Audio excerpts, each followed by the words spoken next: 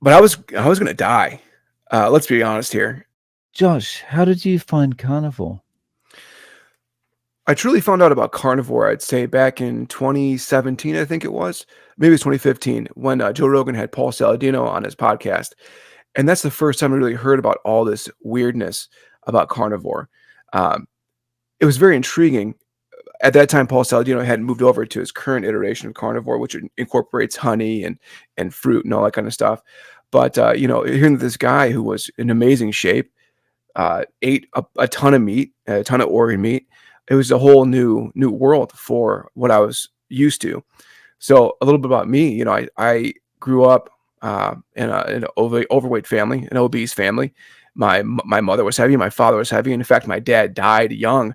He was 61 when he passed away. Died from complications of fatty liver disease. He also had heart problems. And my mother, my mother is still with us, thank God. Uh, but she's so addicted to carbohydrates that she's having a hard time now, only being 65, getting up and walking. Sciatica is starting to bother her, which is inflammation, caused by inflammation, and all these other ailments. And it's so sad to see it because she just recently retired, and she's having a harder time with my daughter, my 4-year-old. But on top of that, I didn't want that for myself. So that's a little bit further down the carnivore journey. But I would say back in 2014, 2015, when I first heard about carnivore, I was intrigued. But even when it comes to dieting and childhood, I was a fat kid. So I didn't really start to do anything about it, I would say, until right after high school. I went to college. I went to culinary school. I was a professional chef for many years. And that's where I learned the basic foundations of nutrition. From there, I went on to lead that typical chef lifestyle, which is, I don't know if you know anything about it really, Dave, but it's very chaotic. It's very stressful. It oftentimes leads you to drinking, and it did. I was a habitual smoker. I smoked, almost constantly. I was a marijuana user. Um, and then the nightlife took over, and it was so easy for it to take over too. And, you get to that point where you're so used to it that you would enjoy it. And, further down the line, I stopped and I looked, and I was probably 21 years old, preparing to exit college, right? Um, and a friend of mine started talking about how he enjoyed being a chef, right, or getting into the culinary field, but he was done being heavier. He wasn't as heavy as me, At that time, I think it was 325 pounds. I'm about 6 foot. Um, uh, and he's he brought this concept of just, I'm gonna substitute this with this other food here to reduce my calorie consumption. And so I'm like, it's an interesting mindset, so let's go ahead and take that on too. So I started doing that. I lost a little bit of weight, but further along, I probably a few months later, I joined a gym and started to watch what I ate, but more so I started incorporating bodybuilding stuff. 21 years old, full of testosterone. You want to get huge. You want to get jacked. And that's what I worked on doing. And I did get pretty big. Not fat, but I was pretty built up guy. And then right around 22, I live in Chicago. I know I didn't bring that up yet, but I'm in the Chicagoland area. I moved from Chicago out to the middle of Iowa, very rural area. Bought my first house. I was just a kid. I didn't really know what was going on in life. I didn't know how to be consistent. All I knew how to do was cook. And that industry, you can make money in it in some places like Chicago, and other places like rural Iowa, and not really.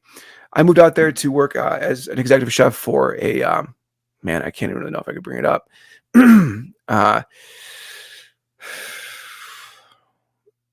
They make a flour ingredient that goes into a very popular brand pasta.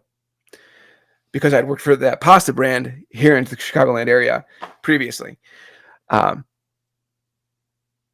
So when I moved out there, I was near College Town. In fact, the office that I worked at was on practically on a college campus. And so every night, it was, hey, it's dollar beer night over at the microbrewery. So what we do, all the guys and the girls would leave work and go down, grab a dollar pint and stumble out, drive home drunk, and eat plates of nachos while we were there, and go home and smash a sandwich at 2 a.m. before you got up to go to work at 6. Right? That was the life for a long time, and that will find its way to putting weight back on. And so that was my first, dip into dropping weight. I think, when I was heavy into the gym, so I got in the gym at 325. I ended up, once I ended up moving out to Iowa, I ended up weighing, or I got down to 185 pounds from 325. Moved out, got into that habitual cycle like I was just talking about, put on weight, got up to 265. So that was my first yo-yo.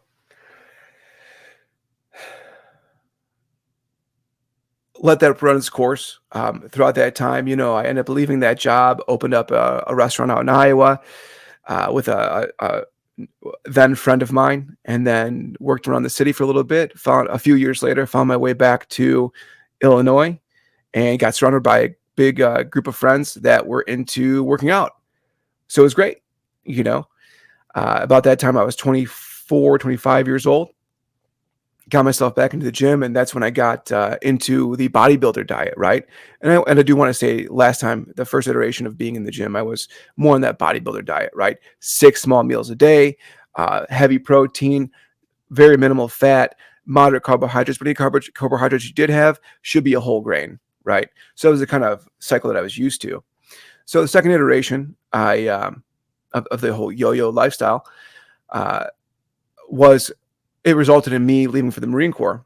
So I got into a good group of friends who were also in the culinary field, got into working out, lost a bunch of weight, got down to 194 pounds, which was the ship weight that I needed to join the Marines. I was 26 years old. Ship off, and I knew it was going to come up, right? What tools can I use to help maintain my weight after recruit training? When you get out into the fleet Marine Force, where you have to worry about how much you weigh, because you do have to weigh in occasionally, usually about once a quarter, once every half a year, or whenever you go to a school, in a Marine Corps based school, you have to weigh in once you class up. And so I'm like, man, I was literally kind of stressing it after the first few months. Granted, I was 26, 185 pounds, stacked, can run for hours, for days. But I was still curious. I'm like, what am I going to do to help manage my weight? A friend of mine who was who ended up being a Marine Corps officer, she led me onto the paleo diet. And she's like, hey, I don't know if you know anything about this, but this is what I use to help prepare myself for officer candidate school. This prepared my body and cleared up my mind to help me be ready to go. And I'm like, interesting. So I started looking more into it. This was 2013, 2014. So I don't believe that the paleo diet was really out there too much.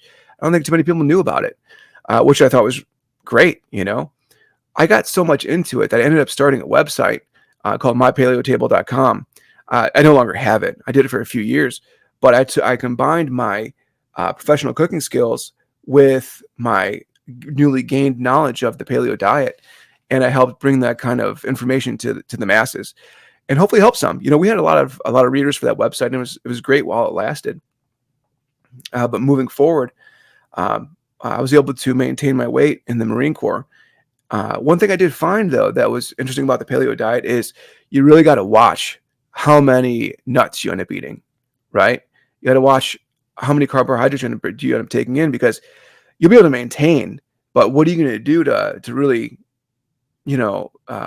cut to make yourself look great? There's still a macronutrient component you have to watch out for when it comes to that kind of diet. So fast forward a little bit, separating from the Marine Corps, January 19th, 2018.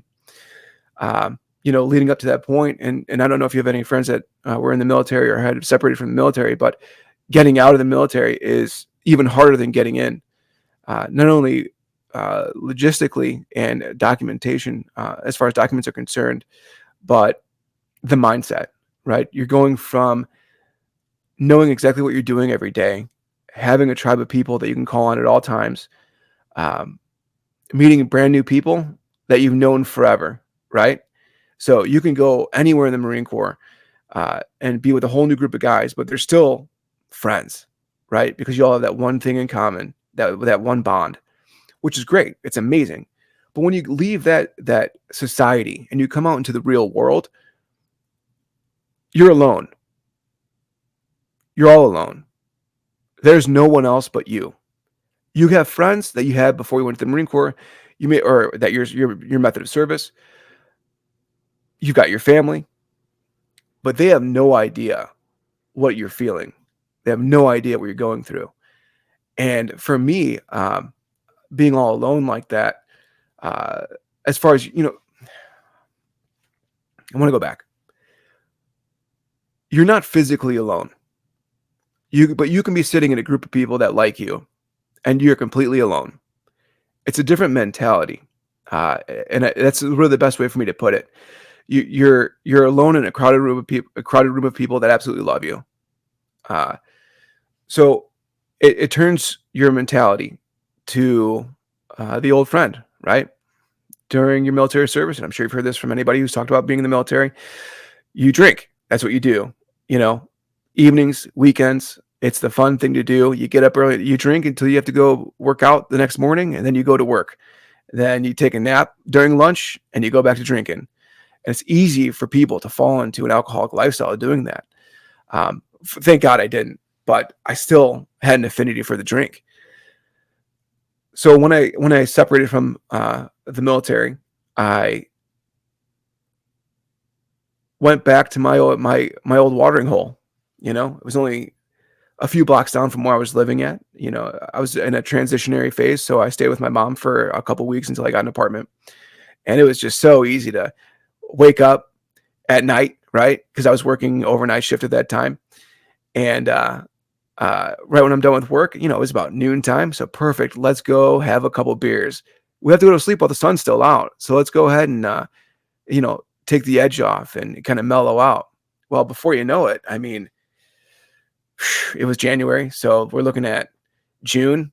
I was heavy. I left the Marine Corps. I weighed 200 pounds, which was fine, right? For my stature, it's fine because I also had a lot of muscle mass. I'm a very dense person. But June rolls around and I'm 265. September rolls around, I'm 280. October rolls around, I'm 310 pounds.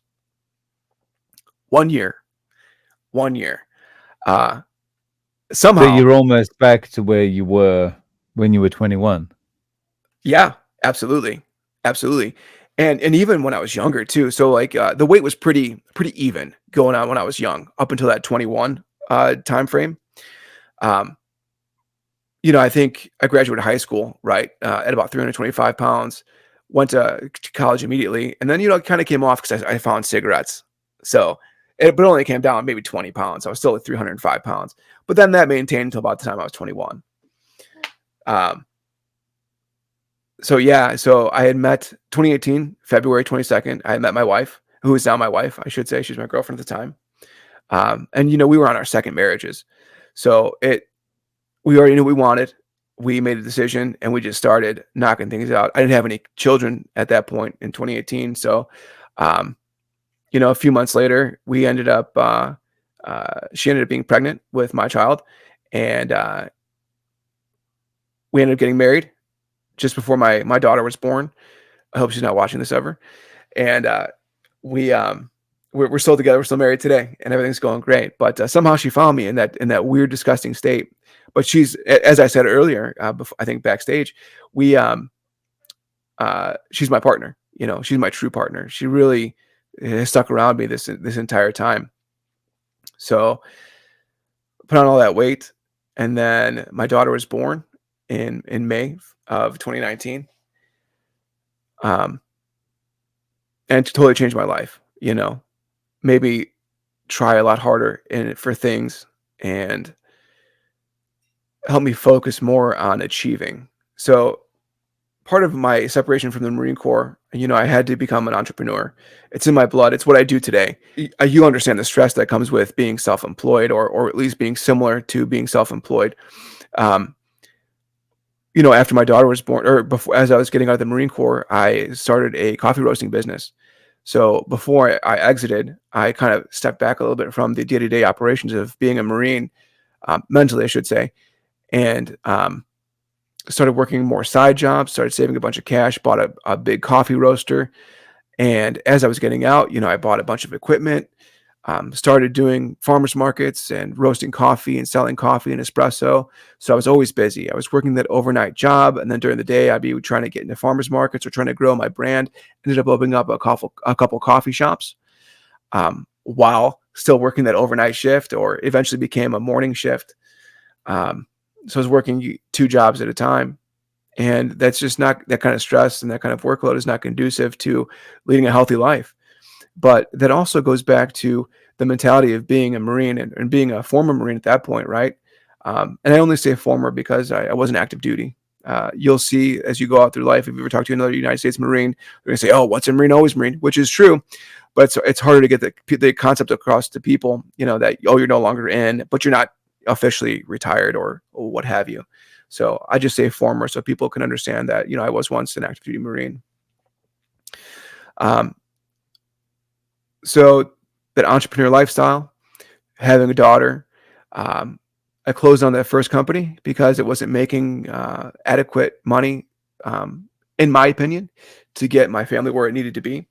So I closed that company down, opened up another company, which I still own today, which is much more profitable and makes things more comfortable. So what do you do, right, when your wife is cool with you dipping tobacco, which is a Marine Corps holdover, um, habit? You can drink as much as you want because you are a former Marine. So your wife is cool with it and she gets it. You have a brand new child. You have a business that you're trying to grow that has hurdles. What do? You eat unbridled. You eat whatever you want. You eat as much as you want.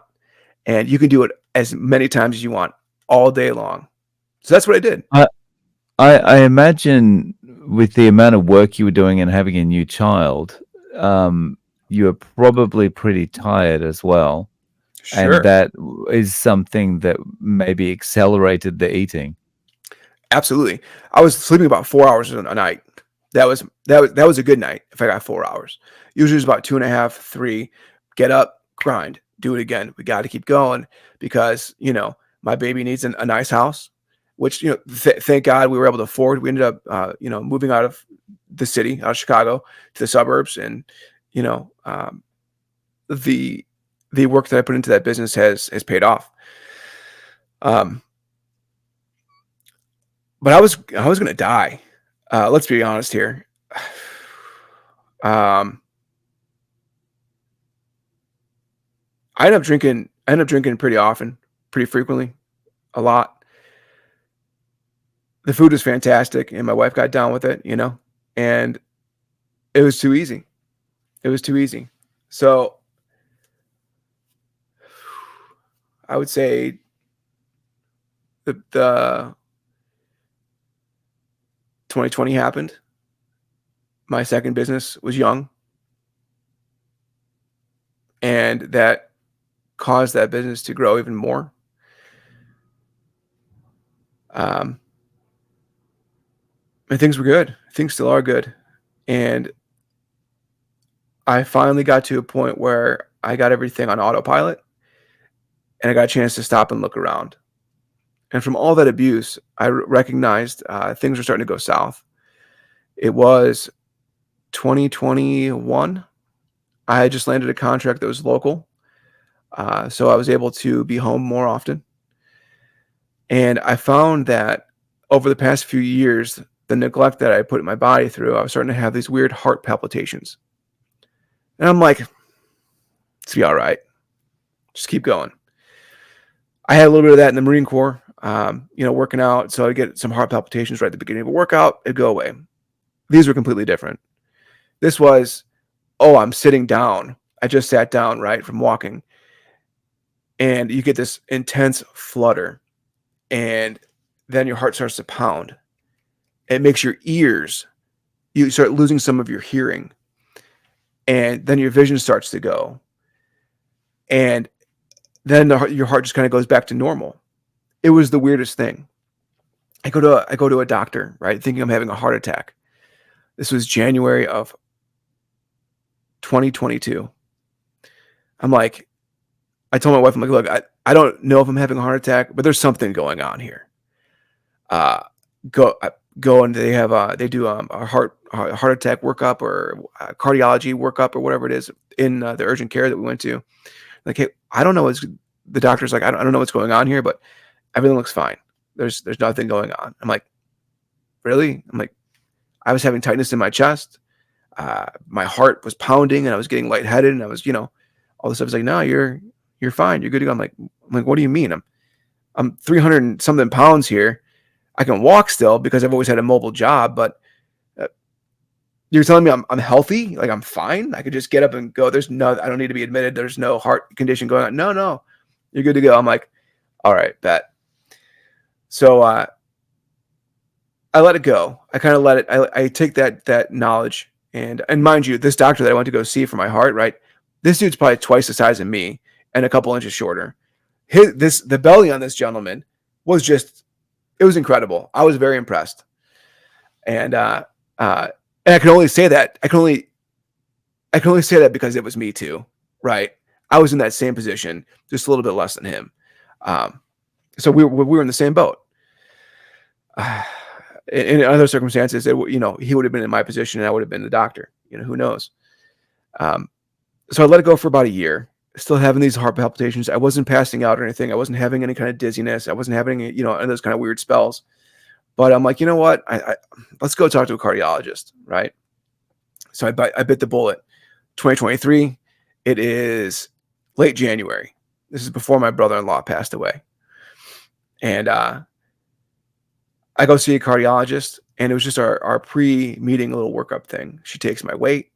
She takes my blood pressure, and she's like, Mr. Josh, I can't take you right now. What we can get you in a few weeks to have a good look at you, or a couple months.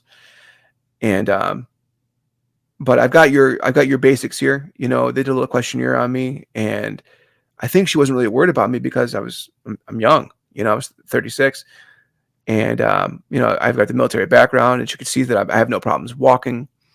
And so I told her, I'm like, hey, I'm having these heart palpitations. Like, what's going on? And she's like, oh, well, next time you come in, we'll get you a monitor. We'll do an overnight thing for a few days to check out all the rhythms you have going on and all the palpitations you have going on, and to really get a true idea when we record it. It's like, you're a little overweight. You got some excess weight you're carrying around here, but otherwise you seem pretty healthy. Your blood pressure wasn't too bad, but it was just under high, right? It was, I don't remember exactly what it was at that time, but it was one of those scenarios where it's like I don't know if you've ever done this before, but if you close your eyes and you kind of meditate, you can bring your blood pressure down. You can bring your heart rate down. I feel like that was kind of part of the trick, right? I sat there, I was thinking to myself, like, man, I don't want to have high blood pressure because I know it runs in my family. I don't want to get onto a statin or whatever, blood pressure meds like my brother's on. So just kind of lower your blood pressure, just get it under control. And so I did. So maybe that helped me that first time. But I think in the back of her head, she knew, like, hey, this dude's pretty heavy. When we get him in here, we get a full workup done on him. We'll see what's truly going on. And that's when I stumbled across you a few weeks later, and remembered having heard Paul Saladino on Joe Rogan's podcast, having heard Sean Baker on Rogan. And at this time, like, I wasn't really following anybody else on YouTube in the carnivore community, except for you. And maybe a handful of other people, but no big names. I didn't even know about Dr. Barry at the time. So I started listening to your stuff and got encouraged. And then I went back and I grabbed Paul Saladino's The Carnivore Code, read that. And I was optimistic because I'm like, hey, this is pretty much paleo. This is pretty much paleo, but with more meat. So I'm like, we'll give it a shot here. And it was it was early February. Got on it. I was on it solid for 3 months. I was adding a little bit of honey. I was adding a little cheese here and there. And I was doing the Paul Saladino diet, I will tell you though, I got a little, so I don't know if you've ever read The Carnivore Cure, but it's focused around when he was originally actually carnivore. Then if you start watching his YouTube videos, you can see that he takes a hard right turn and starts adding in all the extra stuff. And as I found those newer videos, I got kind of disappointed. I'm like, where's the passion for this? You were so deep into, hey, let's eat meat only. And now you're kind of not doing that. So I'm like, there's something going on here. And that's when I got into Dr. Berry and Dr. Chafee and Dr. Kiltz. So I gave that iteration of carnivore a good college try. And I lost 50 pounds. So I went from 310 to 258-ish. Yeah, I think that's about right. 258-ish. Then my birthday came around. And so I'm like, yeah, let's go, let's go celebrate. Let's go to Fogo de Chao, and let's go. That's a Brazilian steakhouse. And let's go and eat it up. And so we did. And then my wife says, hey, let's have some ice cream. I'm like, why not? I just turned 37. Let's have some ice cream, right? Let's do this thing. And that was it. That was a slippery slope. It was all over from there. So from June to October 1st of 2023, it was game on. And I got back up to 310 pounds overnight. And it was insane. It was crazy. And it just came on so fast. And started drinking a lot more again. But one thing that I did leave, right, February 7th, 2023, I was using nicotine patches, right?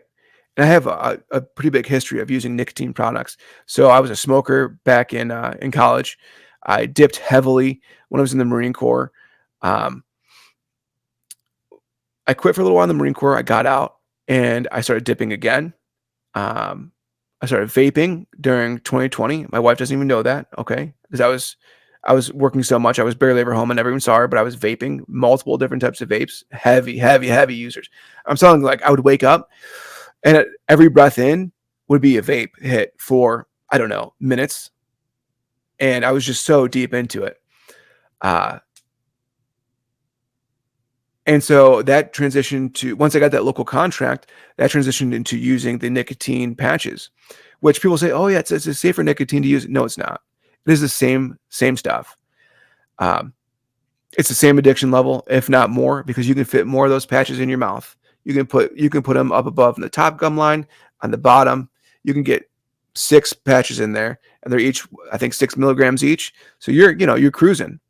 And well, you put the patches in your mouth. Yeah, so they go in between. It's similar to dipping tobacco. It goes in between your gum and your cheek. I believe, I don't remember the name of it. Some of them are called Zyn. That's one brand of it. The other ones that I use, I don't remember. It comes in a little square box though. I don't know if they sell them in Japan or not, but they sell them at fuel stations here in America. Patches to me for nicotine, when I gave up years and years ago, were like the patches you put on your arm. But I guess if it's in your mouth, it'd be more effective at delivering the nicotine. It's just like having a morning cigarette. It's just like it. You wake up in the morning, you pop that baby in, and it's a very, very similar rush. Now, nothing is going to be that light up a cigarette in the morning kind of thing, unless it's a cigarette itself. But nicotine's a big problem. I don't know if I brought this up earlier, but my father, when he died of fatty liver disease, he had a perpetual heart attack since he was 13 years old when he started smoking. I'm sorry, it was like a long-term heart attack from the time he was 17. He started smoking at 13, started having this heart attack at 17. He ended up having a triple bypass at 55, I think, about 55. And he died at 61 after having a stent put in his liver, and he had fatty liver disease. So not the best health. So I put on all this weight, and this is this year. So we're coming up to late September, and I was telling my wife, I'm like, hey, this is a big year. It's a great year. The business has been doing fantastic. Let's celebrate. We've got Oktoberfest coming up, which is celebrated in late September. Let's go all out. So I brewed a beer for it, and we're all getting set just all of September, right? I'm drinking every night every night. Just celebrating life, celebrating, Oktoberfest, whatever reason you want to give. I cut back a lot on alcohol though, so it's kind of like, we're just doing this. It's just September. But the reality is, whenever the UFC came on over the weekends, I'm sitting down having a bunch of craft beers. I never was one for light beers. I was always drinking heavy IPAs or whatever. It was always higher in alcohol, and that and whiskey. So we were always cruising on Saturday nights. That was just our habit around the house over here. So late September comes around, and I told my wife, I'm like, you know what? I did so good on carnivore earlier this year, or at least Paul Saladino's iteration of carnivore, that let's try it again, but only for 1 month. So we're going to do sober October. I told my wife, I'm like, hey, I'm going to do carnivore. If you don't want to go full carnivore with me, that's fine. You can do keto or whatever you like. Because I'll tell you, my wife is an athlete. She's a true athlete, similar to me when I was, throughout my history, but even more intense. She was a runner. She's an endurance athlete. So she's like on the scale of athletes, she's much higher than me. I'm just your lowly. I'm only running to get rid of fat so I can go back to the gym and put on more weight. You know what I'm saying? But she was always a phenomenal runner. I mean, marathons like it's nothing. So sober October is coming up. We both agree I'm going to go carnivore, strict carnivore. She's going to go keto, no alcohol. And so that's where we're at now. That brings us to current day. This all started October 1st. We are now 102 days deep, right? I've lost 60 pounds. So I was 310. I'm now 253, 252 as of this morning. And I've only had a couple of drinks. So sober October was a complete success, right? Cruising through. We have American Thanksgiving coming up. It's third week the third Thursday in November. I say strict carnivore, right? Because I'm cruising, I'm losing the weight, 20 pounds a month. Great, no sweat. And I told my wife, maybe I'll have a cheat day coming up, maybe. But if I do, it's only gonna be once a year. It's gonna be 1 day a year, and that's it. Well, we both agreed, so I'm not weird, right? Because my wife kind of went back to eating normal after October, but I told her, I'll eat normally on Christmas, and that'll be my 1 day a year. Great. So I had a couple of drinks on Christmas, and I didn't like it anymore. I made homemade eggnog, right, which is high alcohol, and I was sitting there and I'm drinking it with my brother-in-law, and I'm not feeling anything. There's no drunkenness. There's no joy. There's no happiness. Nothing. And I haven't had a drink since. And then I also noticed too, with my first iteration of carnivore earlier this year, getting off nicotine cold turkey, right? February 7th, like I said, I still haven't touched it. Not even close. I don't even want it. I don't want a cigarette. I don't want a cigar. I don't want a patch. I don't want nothing. Nothing beats how I feel being carnivore. This style of carnivore, I should say. Because I do truly believe that Paul Saladino's style of carnivore, for people who are carb addicted like me, it's the gateway to cheating. It's the gateway to inflammation. There's nothing good for me that can come out of that iteration of carnivore. So as part of the lead up into where I am now, and starting looking back at October 9th, my wife and I started going to a local jiu-jitsu academy, and we started learning jiu-jitsu. A few weeks after that, I started running again. And, I hadn't run since I was in the Marine Corps in 2017. And looking back at October, it was mid-October when I started running again, and I couldn't run for more than 30 seconds at a time. And that was on a treadmill, not even outside. But I went to a local running store out here, and I got fitted for some shoes that were able to work with how I was, my stature and everything when I was about 300 pounds. Got myself a good pair of shoes. Started running on the treadmill here. I know it's right behind me. I'm in my gym right now, but my wife and I have a pretty full gym. We have a bunch of professional cardio equipment, a a commercial grade stair climber and a commercial grade treadmill and a Peloton bike and all that kind of stuff. And it was only for her.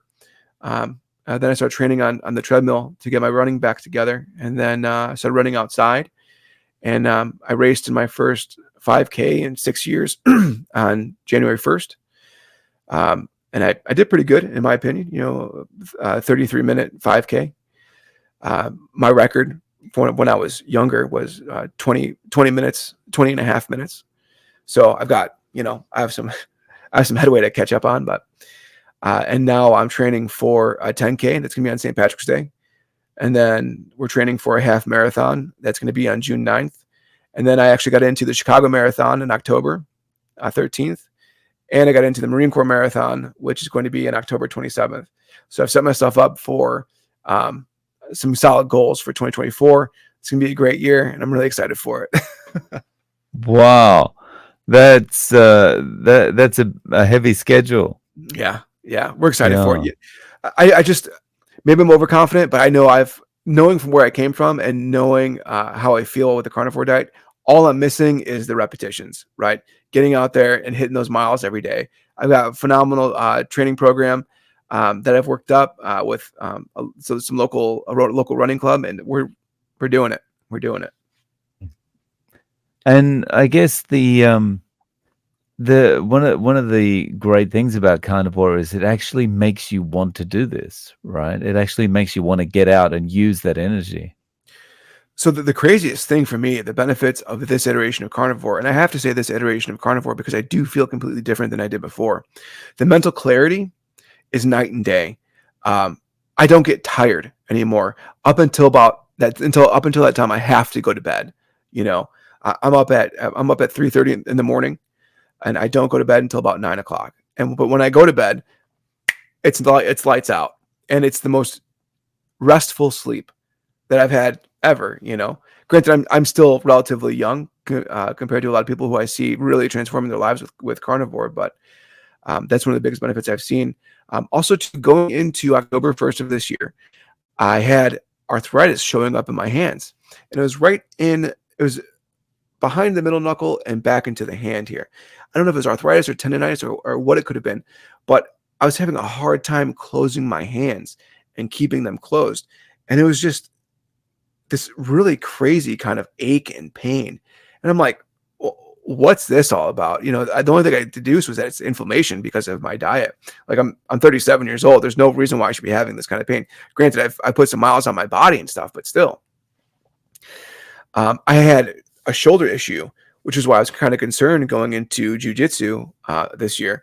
But I found that the deeper I got into the carnivore diet, it just went away. Like this popping and this pain I had in my shoulder. And truly, where it came from. When I was 21, weightlifting, I was doing a military press incorrectly, and I tore something in my shoulder, and it kind of healed itself, but just from, I don't know, not using it or the inflammation from eating a standard American diet, it just kind of reared its ugly head, and that went away. What else? I used to have this eye twitch. I don't know if it was stress. My level of stress is the same as it was before, so it can't be stress induced. But I would have this twitch in my eye. It was right here, and out of nowhere, it would just start up, and my wife would be sitting there laughing at me, like, "What's going on with your face?" I'm like, "I have no idea." It was just, and it was the weirdest thing because it would eventually move, and it'd start closing my eye. And she's like, "Are you stressed?" And I'm like, "Yeah, but I've gotten over all of my stress. All of the stress that I have these days is normal. It's, I'm used to it." And that's gone. Gastrointestinal distress, nothing anymore. One thing I thought that was odd, and I just thought it was a factor of growing old, was like not losing my libido, but it was dwindling, right? It was like, this is just part of being married, right? I've got a kid now. I got 2 kids now. My wife brought a child to the marriage, so I've got 3 kids. And then we ended up adopting 2 of her nieces because they lost both of their parents. So now I've got 5 kids in the house. And that's just normal stress, right? Uh, so that is what's going to result in libido decrease, but it wasn't, because now that I'm back on, now that I'm actually carnivore and my body's normalized, it's I feel like I'm 25 again. The It's just all of that is back to where you want it to be as you're looking at 40. Um, I used to have a lot of mad dad syndrome. I would come home, just got done working, and I was that asshole father. You know, uh, I would just, I think it's because I was so tired. All right, I was just so tired all the time, and I was just looking for that relief from the bottle or what have you. Uh, that thankfully is gone. Thankfully, that's gone. For the most part, I still have my days. We all have our bad days, right? Improved sleep, I already talked about. Heartburn. I didn't know this until I actually sat down and created a little list about some of the benefits that I've experienced on carnivore. But I used to eat, and then within minutes, I'd have heartburn. I never knew where it came from. It was, I thought it was part of my a family trait, right? My mom has always had heartburn, so that's just part of my genetics. I'm going to eat something, and I'm going to have heartburn. Gone. I don't have any issues with heartburn anymore. Uh, yeah, yeah. I think I'm pretty lucky being where we live.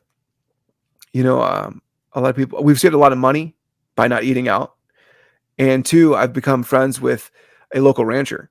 So my wife and I, we buy a half cow to a quarter cow, um, a couple times a year. I bought a half cow earlier in the year, and then I just resupplied myself with a quarter cow. And they're great. They're a local ranch, and they treat their animals very well. They only finish they finish with a little bit of grain, but it's mainly grass fed, right? So it's maybe 10% grain finished, and that's just to put a little bit of weight on before you send them off, so they have a solid fat uh, component to their bodies once they're slaughtered. And it's just the best flavor of meat. I absolutely love it. But I am interested about some of that beef pork, I believe you said it was, that you have in Japan. That sounds very interesting. I'm not sure why they. I'm not sure why they do it. They always mix the beef and the pork together with ground beef. It's Is it a something you had to get mystery used for to? me. Yeah, it is. But then when you do find 100% beef and you go back to 100% ground beef, it kind of tastes a little bit different again. So it's like kind of swung the other way, you know? Yeah, for sure. Yeah. Yeah. So on that topic, how are you eating? Oh, actually, two-part question. How are you eating during the day, and has your wife joined you again in carnivore? No, my wife really loves her sweets. She grew up with her family owning an ice cream shop in the city. So she was always used, and she also used to bake cakes. She had a little cake side business, and so she loves her sweets. I can't really convince her to come all the way over, but what I am kind of showing her is that I'm recovering quicker from our runs than she is, and I think she's having a hard time mentally with that. She's slightly closer to 40 than me, and she doesn't want to believe that she's aging, which she isn't. She's flawless. So I'm hoping that she'll see the benefits of having no inflammation, or having a lot less inflammation, and hopefully coming over to my side completely, because I would like to get our kids on it more than what they are now. My son, however, he's 2 years old. He just turned 2 years old. He loves meat, and I love that. He'll sit with me on my lap, and I'll gladly feed him my whole plate. you know. But how we're eating. So you're asking if I eat during the day. I don't. The way that I see carnivore, it has to be a few different pillars. All right. This is kind of how I've built my secondary practice to be as secure as it is now. Intermittent fasting. Okay. Um, I look at intermittent fasting the way that Dr. Kiltz does. So you should be OMAD at least daily. Once a week, you should have a 40-hour fast. Once a month, you should have a 72-hour fast. And once a year, you should do a 4 or 5 day fast. So that's kind of how I'm structuring everything. I typically don't eat during the day. What I have found myself doing is I'll eat in the morning. So I wake up 3:30 in the morning. I'll go for my run. I'll have a, a zero carbohydrate um, protein shake. It's from this company called S Fuels. They make this product called Revival, and it's literally made for people who are keto, carnivore, what have you, um, for them to have a supplement, and it works phenomenally well. I'll usually eat within a half hour of that, and that'll be it for the day. So I'll go about my day after that run, do jujitsu in the afternoon or evening, and then I won't eat until the following day after my workout. And I only run every other day, so that's usually how I'm seeing it. Another pillar of carnivore, in my opinion, of course, is going to be the actual diet itself, right? So beef, butter, bacon, eggs, and salt. I try, and when it comes to bacon, again, I get this from Dr. Kiltz, is to use pork belly, right? So I try to keep it as close to that as possible. Um, I don't really veer from it. I do have an addiction to cheese. I love it. It's my favorite thing in the world. So I will have a little bit of it, so long as it's raw. It has to be a raw milk cheese that I can go get from Whole Foods. I'll just buy a little bit of it. It's expensive, but I'd rather have it be that way so I don't go back and try to splurge on it, right? Um, and then two, I find great benefits in the Wim Hof method. I literally see the Wim Hof method as another pillar of the carnivore lifestyle and ultimately the carnivore diet. I don't, do you know, have you experienced anything about the Wim Hof method? I have heard about it, but I've never tried. So a brief summation of it, it's a combination of three things. It's a type of calisthenic workout. They call it the commitment layer. And then there's also the breathing technique. And there's also exposure to cold. I even have an ice bath, a cheapo ice bath that I keep outside. It's cold here in Chicago right now, so it's free ice all winter. Gotta love it. All you gotta do is get in there and break it up. Um, so those three things, I see that as a complete pillar of carnivore, and I do that every day. The last one I believe is physical activity. You have to have some sort of sport, and and this could just be me, but I feel like nobody in this community really focuses on the physical activity portion of having a complete diet, right? Dr. Kiltz touches on it a little bit, but he kind of poo-poos any sort of extensive working out, any type of extensive physical activity. Paul Saladino, same thing. Not too much extensive physical activity, although he's talking about surfing for 2 hours a day. Great. I feel like everybody needs to have their sport if they're able to, right? If you're not able to, you can adjust it for you, right? If you can just sit there and raise your arms, raise your arms. If all you can do is a jumping jack, do jumping jacks, or side shuttle hops, or however you call it, wherever you're at.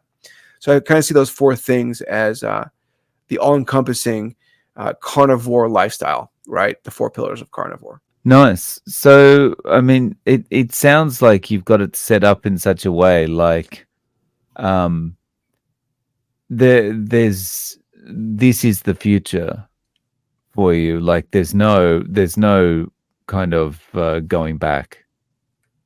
That's correct. I saw what was out there, and I saw what worked for me as I built it throughout throughout October. I'd say by the end of October is when I had this whole thing kind of piecemealed together. And as I relied through it in November and December and now into January, this has just become what I do. And there's all you can do is grow it, right? So my physical activity layer, it's just, yeah, if I don't plan for it now, if I don't build a graduated accelerant for it, if I can't have a goal for it, then what can I do with it? It becomes useless to me because I lose interest in it. I don't want that to happen because going into 40, I have to maintain this. Otherwise, I'll end up like my dad, right? Dead at 61. How have people around you reacted to it? Friends or colleagues, when they've seen the difference in you or the change in your habits on a day-to-day basis? I've become kind of a hermit, as much as I hate to admit it. I haven't really I haven't really hung out with friends too much, which is kind of sad. But I've got a lot more time with my family. My family thinks it's cool. They think I'm going to end up My wife, especially, she doesn't really believe the whole thing. She's kind of afraid for my heart health. My mother's terrified for my heart health. Excuse me. My mother is terrified for my heart health. My mother-in-law, she thinks I'm crazy. But then they all wonder how I'm losing all this weight. And I'm like, I have no idea. I'm eating more than you. Like I'm eating all this terrible red meat and I'm losing weight and you're not. So you explain to me, tell me what's going on. My Some of my friends have followed me on Instagram. I did start an Instagram page, just.carnivore, where I'm putting some meal plans and stuff on there. Not meal plans, but some of the stuff that I'm eating. I also started a YouTube channel. It's nothing big by any means. I've only have a couple of videos in there, and really, what I'm trying to do is unplug myself from work so I can focus more on that and telling people about what my journey has been so far, and the continuation of it. Because really, what I want to focus on going forward is getting back to how I was in my 20s when I was in the Marine Corps. I was an athlete, and I want to do that again. Right? That's what I see in my 40s and 50s being literally just running marathons and maybe one day ultra marathons, or getting into some sort of competition, perhaps competition jiu-jitsu. I don't know. But it needs to be something physical. So that's kind of my future too. Uh, my business is growing steadily, and I'm happy with it. So put it on autopilot and just live off any residuals from that, and whatever little they may be, and just kind of focus on making the physical activities the enjoyment, right, of the rest of my life. Yeah. So you've mentioned the business a couple of times. So is it currently it's on autopilot for you, or that's the goal to get it to that point? It's on a trajectory that is Mm. sustainable. Mm. So I actually just brought on my first employee, and it's employee contractor, and it's got the revenue it needs to be self-sustainable going into the future, and I'm very proud of it. And the money that it makes is self-sustainable, and it pays the bills and pays the employees and all that. So it's great. Oh, awesome. Awesome. So if people want to find your YouTube channel or your Instagram, how can they find you? I guess are they both Just Carnivore? So YouTube is just carnivore, no dot in the middle. And the Instagram is just.carnivore because somebody has just regular just carnivore. I don't know. They don't post anything anymore. So, but one thing I really like to do on Instagram is add to my reels, because I'll spend a few, maybe a half hour a day in 10-minute blocks just scrolling through and finding some of the best stuff within our community, to include fitness and carnivore lifestyle, carnivore diet stuff, and posting it and putting it into highlight reels, which is great. It's people can just swipe right through and see some of the greatest stuff that we have available for in the carnivore community. Nice. Well, I'll link to both of those below. Appreciate that. So, Josh, thank you so much for coming on and sharing your story with us. I really appreciate it. Thank you so much for having me, Dave. Appreciate it.